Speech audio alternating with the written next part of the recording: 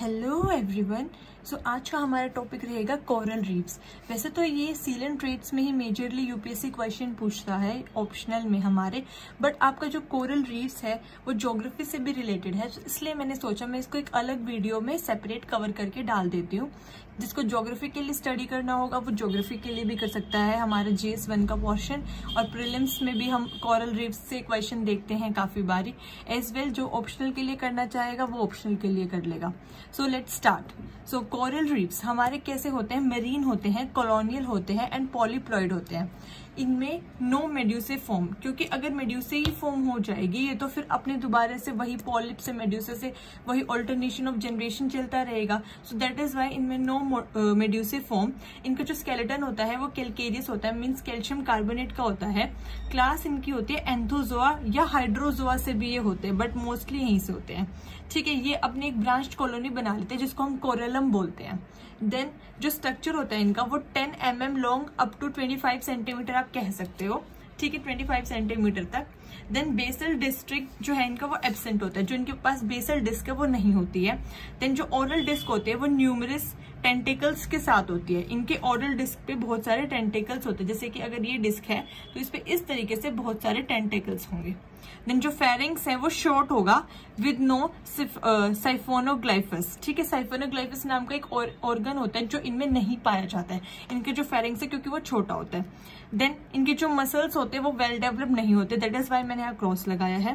Then living polyp जो होते हैं found on the surface layers पे, आपको जैसे जो सी शोर है उसका जो सरफेस होता है, क्योंकि ये शैलो एरिया में ग्रो करना प्रेफर करते हैं एज कम्पेयर टू डीप। ठीक है, तो वहां पे आपको सरफेस एरिया पे ही लिविंग पॉलिप्स मिल जाएंगे।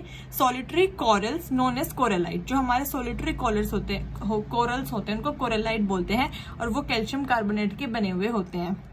देन इनके ऊपर जो कवरिंग होती है वो एक stony cup with the basal plate की होती है। ठीक है, एक स्टोनिक कप जैसा होगा।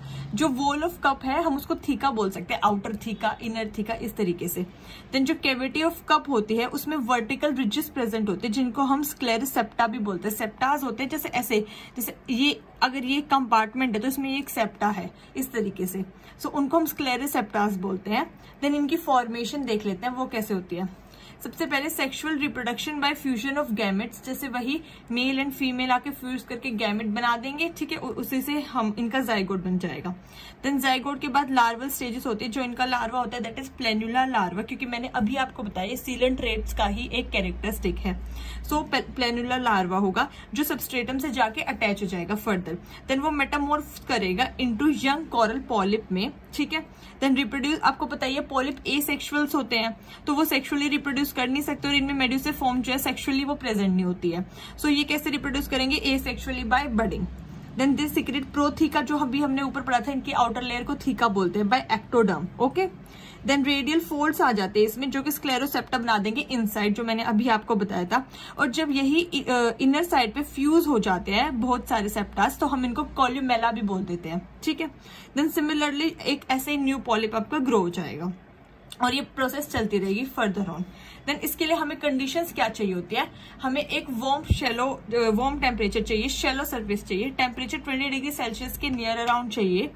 फाउंडेड कहाँ हमें मिलते हैं? इंडो पैसिफिक में, सेंट्रल वेस्टर्न पैसिफिक में और कैरेबियन रीजन्स में।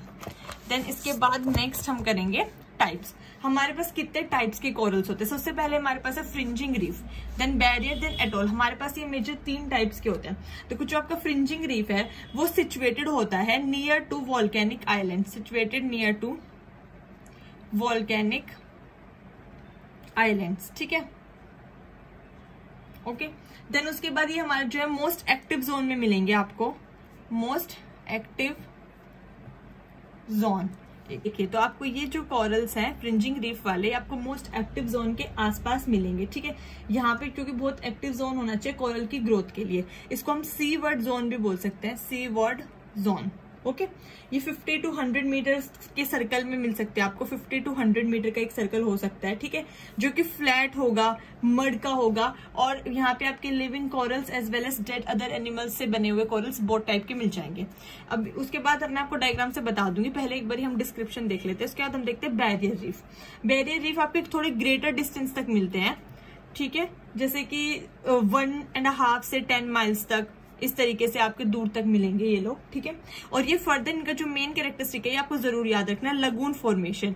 ये लगून फॉर्मेशन करते हैं और नेविगेशन में हेल्प करते हैं, नेविगेशन में हेल्प करते हैं, ठीक है। देन हमारे थर्ड आ जाता है अटोल्स। अटोल्स हमारे हॉर्स शू शेप के होते हैं और इसमें आपका जो आइलैंड है वो कंप्लीटली सबमर्ज हो जाता है, आइलैंड सबमर्ज, ठीक है। और ये प्रॉपर ब्रोकन कर देते हैं आपके आइलैंड को, और अब जब सबमर्ज ही हो गया है तो आपका प्रॉपर फिर अटोल तो बन ही जाता है। अब इसके बाद मैं आपको थोड़ा सा डायग्राम से बता देती हूँ कि कैसे होता है। देखो, अगर ये आपका ये है आइलैंड टाइप है तो अब फ्रिंजिंग रीफ कैसे डेवलप होगी। जैसे मान लो ये बीच में माउंटेन है तो इसके बिल्कुल ऐसे एजेस पे ये डेवलप होने स्टार्ट हो जाएगी। फर्स्ट आपकी ये है फ्रिंजिंग रीफ, ठीक है।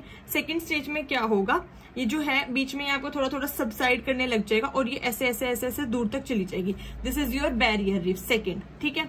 थर्ड में आपका क्या हो जाएगा, ये तो माउंटेन तो सबमर्ज हो गया, आइलैंड तो पूरा खत्म ही हो गया, ये पूरे आपका रीफ ने इसको बना लिया है, ठीक है। इस बीच में इसको हम लगून फॉर्मेशन भी बोल देंगे। थर्ड आपकी हो गई अटोल्स, जो आपने देखा होगा, ठीक है।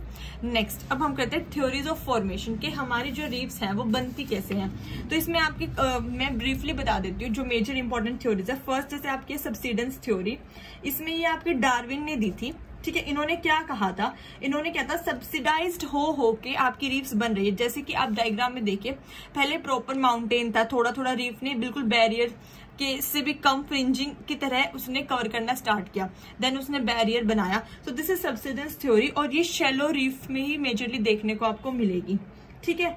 और आइलैंड्स इसमें क्या होगा, फाइनली बिकेम स्मॉलर और डिसअपियर हो जाएंगे और आपका पूरा प्रॉपर एक लगून के बाद अटोल बन जाएगा। सो लगून के बाद आपका पूरा एक अटोल बन जाएगा। देन सेकंड आपका है theory of sea bottom rise, इसका नाम है theory of sea bottom rise. इसमें क्या होगा, ये आपके मिस्टर जॉन मोरे ने दी है।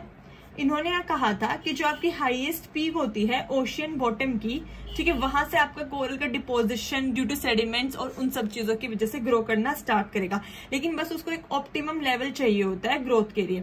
सो coral can grow at highest peak of ocean bottom due to deposition of sediments. तो इन्होंने कहा था ऐसे स्टार्ट हुआ है कोरल का ग्रोथ, ठीक है।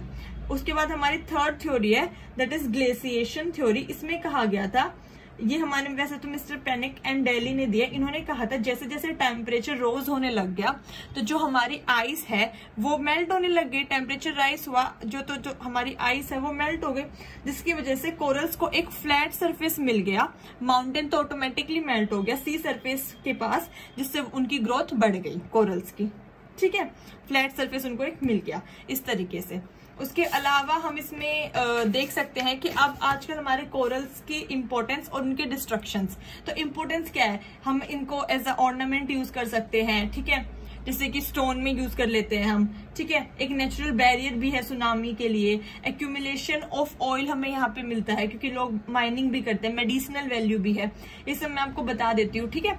और डेकोरेटिव वैल्यू में आप एक एग्जाम्पल लिख सकते हैं, कोरेलम रुबीडियम, एक स्टोन भी होता है ये फॉर डेकोरेटिव पर्पस। और रेड कोरल्स जो होते हैं वो दिखने में बहुत सुंदर होते हैं, ठीक है। देन इनको डिस्ट्रक्शन कैसे हो रहा है, ठीक है, जैसे इसमें वाटर टेम्परेचर इंक्रीज होने की वजह से इनको सुटेबल एनवायरनमेंट नहीं मिल पा रहा है, ठीक है। तो एक तो वो डिस्ट्रक्शन है। सेकेंड, इसको आप बोल सकते हो पॉइजन फिशिंग नाम की एक टर्म होती है, पॉइजन फिशिंग। इसमें क्या होता है कि इसमें फिश को कैप्चर करते हैं लेकिन उसके साथ साथ कोरल्स डिस्ट्रॉय हो जाते हैं, ठीक है। देन वाटर पोल्यूशन बढ़ने की वजह से, क्योंकि फर्टिलाइजर्स पेस्टिसाइड्स भी वाटर में डिजोल्व हो जाते हैं, उस वजह से इन लोगों को हार्म हो रहा है। Then due to over sedimentation and mining की वजह से। देन एक लास्ट हम कह सकते हैं केयरलेस टूरिज्म। अगर सब लोग अच्छे से टूरिज्म करके कोरल्स को साफ सुथरा रखें और सैटेलाइट से हम लोग इमेजेस ले, ये सॉल्यूशन में भी लिख सकते हैं कि हम सैटेलाइट से इमेज लेके चेक करेंगे कि हमने कितना कितना साफ रखा है अपने बीचेस को, कोरल आइलैंड्स को, तो कोरल ब्लीचिंग को हम काफी हद तक रोक सकते हैं। So that's all for today. तो अब हम नेक्स्ट वीडियो में डिस्कस करेंगे platyhelminths. Thank you so much. Please like, share and subscribe. Okay, जय हिंद।